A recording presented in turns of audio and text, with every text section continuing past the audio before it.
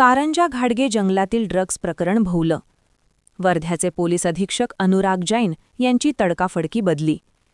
192 कोटी रुपयांच्या ड्रग्ज प्रकरणात वर्धा जिल्ह्याचे पोलीस अधीक्षक अनुराग जैन यांची तडकाफडकी बदली करण्यात आली आहे. त्यांची बदली नागरी हक्क संरक्षण विभागाचे अधीक्षक म्हणून करण्यात आली आहे. यानंतर आता वर्ध्याचे नवे पोलीस अधीक्षक म्हणून सौरभ कुमार अग्रवाल यांची नियुक्ती करण्यात आली आहे. सौरभ कुमार अग्रवाल पुणे येथील गुन्हे अन्वेषण विभागाचे अधीक्षक होते.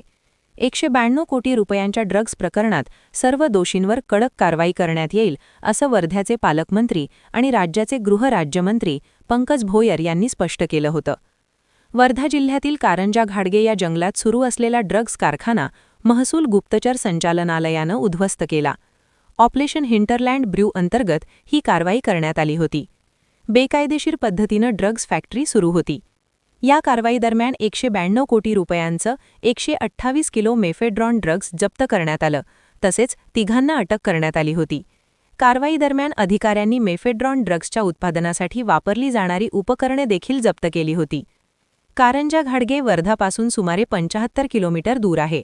या भागातील जंगलामध्ये बेकायदेशीररित्या ड्रग्जचा कारखाना चालवला जातोय अशी अत्यंत गोपनीय माहिती महसूल गुप्तवार्ता संचालनालय नागपूर येथील युनिटला मिळाली होती. त्याच्या आधारेच DRIच्या पथकानं धाड टाकून हा कारखाना उद्ध्वस्त केला. कारवाईच्या वेळी कारखान्यात मेफेड्रॉन ड्रग्ज तयार करण्याचं काम सुरू होतं. कारवाईत तब्बल 128 किलो मेफेड्रॉन जप्त करण्यात आलं, ज्याची आंतरराष्ट्रीय बाजारात किंमत सुमारे 192 कोटी रुपये आहे. आश्चर्याचं म्हणजे एवढा मोठा ड्रग्ज कारखाना सुरू असल्याची साधी माहिती देखील वर्धा पोलिसांना नव्हती. विधिमंडळाचं हिवाळी अधिवेशन नागपुरात सुरू असताना महसूल गुप्तचर संचालनालय पथकानं ही कारवाई केली होती. त्यामुळे दोषी अधिकारी व कर्मचाऱ्यांवर कारवाई करण्याचा दबाव सरकारवरील वाढला होता. विरोधकांनीही हा मुद्दा लावून धरला होता.